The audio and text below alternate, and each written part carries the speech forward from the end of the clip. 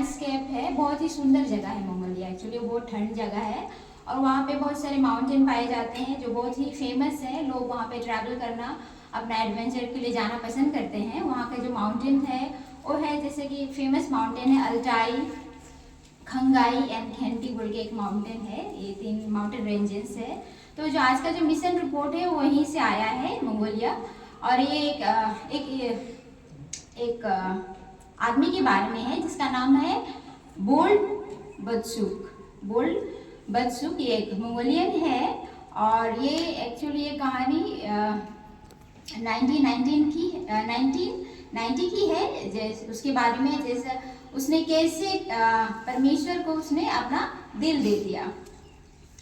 तो ये कहानी इस बारे में है कि किस प्रकार से वो जो बोल्ड है वो कैसा पहला 7 डे एडवेंटिस्ट पादरी वो बना।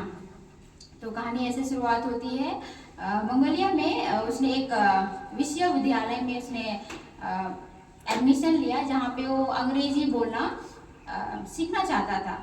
तो उसने जब शुरुआत किया वहाँ पे पढ़ाई करना, तो उसे अंग्रेजी बिल्कुल नहीं आती थी। तो उसकी जो जुड़ा बहन जो थी वो वहाँ पे कुछ अमेरिकियों के साथ वो रहती थी। उनके साथ वो उसको वो लोग जो अमेरिकन लोग जो थे उनको मदद करते थे। तो उसने अपनी बहन से कहा कि क्या तुम मुझे उन अमेरिकन लोगों से मुझको क्या मिलवा सकती है, मैं अंग्रेजी सीखना चाहता हूँ। उसका जो मोटिव था, एक्चुअली उसका मोटिव था कि वो अंग्रेजी सीखना भी चाहता था और वो ये भी दिखाना चाहता था उन अमेरिकियों को कि मंगोलिया में कोई ईसाई धर्म का कोई स्थान नहीं है। वहाँ के लोग ईसाई धर्म को कोई मान्यता नहीं देते हैं। तो अमेरिकी किसी चर्च में तो वो लोग जो है, तो वहाँ पे वो इसलिए वो सीखना चाहता था। फिर उसने कहा क्या तुम मुझे अपने साथ जो तुम जाती हो अपनी जुड़ा बहन को, वो बोलता है तुम जो अपनी बहन के साथ जो उन अमेरिकियों के साथ जो तुम चर्च में जाती हो, क्या तुम मुझे लेके जा सकती हो। तो उसकी बहन ने कहा क्यों नहीं, जरूर लेके जा सकता हूँ। तो इसी तरह वो एक पहला जो साबत था सैटरडे को वो लेके गया। तो वहाँ पे चर्च तो नहीं था, पर लोग जो अमेरिकन जो लोग थे वो लोग एक लिविंग रूम में, अपने लिविंग रूम में लोग वहाँ पे वर्शिप करते थे। तो वहाँ पे जब गाना शुरुआत हुआ, वर्शिप शुरुआत हुआ, तो वो लोग होसाना बोल के गाना गाने लगे। फिर उसके बाद में मेमना के बारे में भी उन्होंने गाना गाया। तो बोल्ड को बहुत हंसी आ रही थी, मतलब ये किस प्रकार का गाना है, ये लोग होसाना का मतलब क्या होता है और ये लोग मेमना के बारे में क्यों गाना गा रहे हैं। इस तरह से उसे बहुत हंसी आ रही थी। तो उसने क्या किया, उसने गाना किताब ऐसा लेके उसने अपने मुंह पे रख लिया और वो हंस रहा था कि ये क्या गाना गा रहे हैं। तो तब उन्होंने वर्शिप जब हुआ तो उन्होंने एक कहानी बताया। तो दानियल के बारे में उन्होंने कहानी पढ़ा, नबूकदनेस्सर के स्वप्न के बारे में बात की। बोल्ड बहुत ही मोहित हो गया, उसके मन में कई प्रश्न थे। तो उसे बहुत सारे उसके मन में बहुत सारे प्रश्न थे। तब अमेरिकियों में से एक ने उपदेश दिया, छोटा सा मैसेज दिया। तो उसने बताया, उपदेशक ने प्रकाशित वाक्य की पुस्तक में एक मूर्त छवि के बारे में बात की, जिसे बोल्ड समझ नहीं पाया। उसे कुछ समझ में नहीं आ रहा था कि क्या मैसेज चल रहा है, क्या वर्शिप चल रहा है, उसे कुछ समझ में तो नहीं आ रहा था।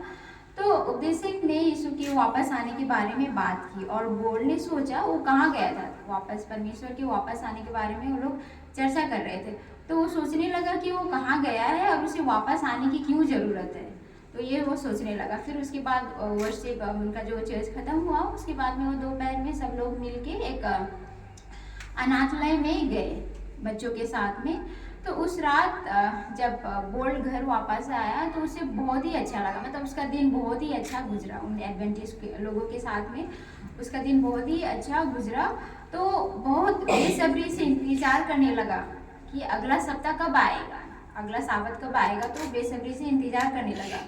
फिर वो अगले साबत में, सेकेंड साबत में, साबत उपदेश के बाद वो अमेरिकियों के साथ बैठा और सुना। उसने जो सुना और वो जो उसे सिखाया गया था उसमें से बिल्कुल अलग था।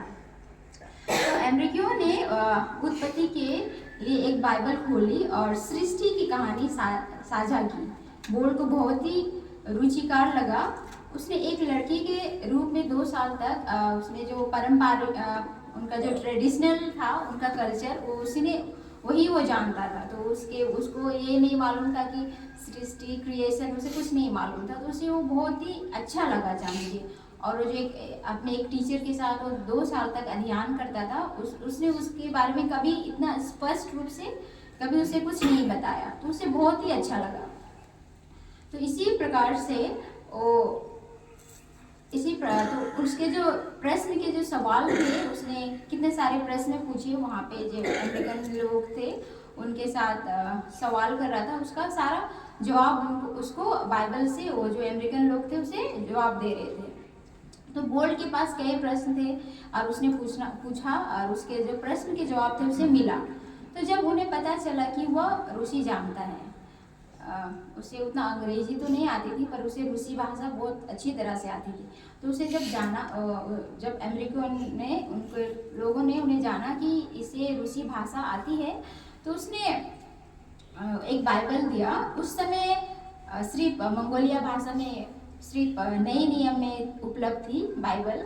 तो इसलिए उसने रूसी भाषा का जो बाइबल थी उसने दिया और उसने वो पढ़ना शुरू किया।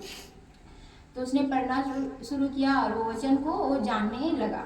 तो चर्च में अपनी तीसरी साबत के दिन एक मिशनरी ने कहा, जब वो चर्च आया तो उसने कहा कि क्यों नहीं आप बच्चों के साथ उनको बाइबल कहानी सुनाए पुराना नियम से। तो उसने सोचा कि ये तो मैं तो कभी नहीं बाइबल पढ़ा हूँ, और वो अपने आप को कहने लगे कि मैं इस काबिल नहीं हूँ कि मैं मतलब बाइबल के बारे में किसी को बच्चों को समझा सकूँ। तो उसके लिए एक चुनौती जैसा रहा। तो उसने सोचा कि चलो मैं कर लेता हूँ।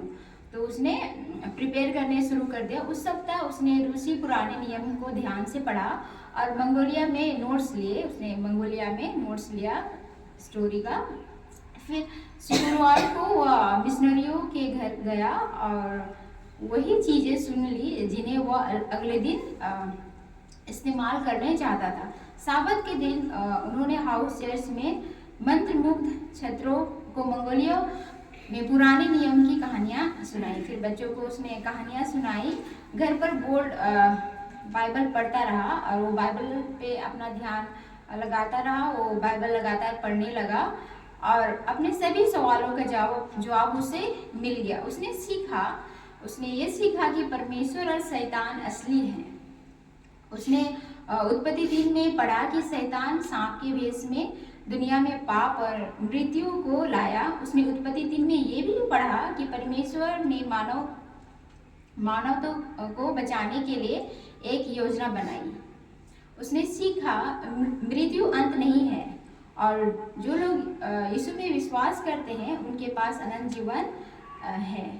उसने यूहन्ना 3:16 में ये भी पढ़ा, परमेश्वर ने जगत से ऐसा प्रेम रखा कि उसने अपना एकलौता पुत्र दे दिया ताकि जो कोई उस पर विश्वास करे वह नाश न हो परंतु आनंद जीवन पाए। उसने अपना हृदय यीशु को दे दिया। आज बोल्ड मंगोलिया में एक एडवेंटिस्ट चर्च के अगुवाई हैं और उन्होंने केवल पहले मंगोलिया एडवेंटिस्ट पादरी बल्कि मंगोलिया पादरी होने का गौरव भी प्राप्त किया। उसने फर्स्ट पादरी, और अभी वो फराटेदार अंग्रेजी भी बोलता है और बाइबल में वो बोलता है बाइबल में मैंने एक प्यारे ईश्वर के बारे में सीखा जिसने हमें बनाया और जब हमने पाप किया तो वो हमें बचाने आया। यह मुझे पहले सिखाई गई किसी भी चीज़ से अधिक आकर्षित था। मैंने बाइबल को एक मौका दिया और इसलिए मैं आज एक एडवेंटिस्ट हूँ। उन्होंने कहा कि भले ही उनका पिता की मृत्यु के बाद उन्हें कष्ट सहना पड़ा, लेकिन वो पूर्ण रूप से परमेश्वर को मिल गए। उन्होंने कहा भले ही यह मेरे जीवन में एक मुश्किल घड़ी थी, लेकिन वो अंत में उसके साथ बहुत ही अच्छा हुआ। मसीह के पास आकर उसे सभी सवालों का जवाब उसे मिल गया और परमेश्वर उस समय जब उसने अपना पिता को खोया, उस समय उसके लिए बहुत ही कठिन समय था, तभी परमेश्वर उसके साथ थे। तो अंत में यह है, मंगोलिया के लोगों के लिए प्रार्थना करें जो बोल की तरह उत्तर ढूंढ रहे हैं। इस त्रिमास के जो 13वें साबत का जो दान है, एक हिस्सा मंगोलिया के उलान पटार में सुसमाचार साझा करते हुए बच्चों को मनोरंजन के केंद्र खोलने में मदद करेगा। और 29 मार्च को एक उदार दान देने की योजना बनाने के लिए धन्यवाद। Thank you.